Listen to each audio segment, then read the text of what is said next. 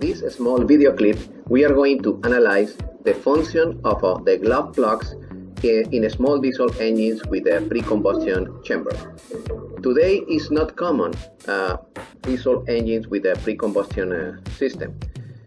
It's normally in small diesel engines, small diesel engines for sailboats or generators. In this particular case, this is a small boat.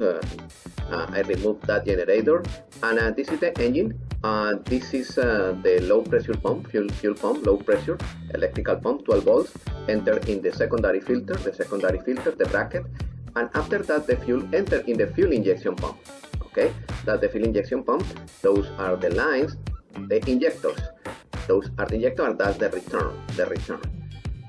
That's the head, and those are the glove plugs. Normally the glove plugs are connected with a piece of metal, all of them connected together, and they receive normally 12 volts from the ignition system. The 12 volts make a short to ground on those glove plugs, and the glove plugs become red, high temperature, and preheat the head. The function of the glove plugs is preheat the head, not preheat the fuel. It's preheat the metal, preheat the head. Yeah, when the glove plugs exactly, they are pretty close to the injectors.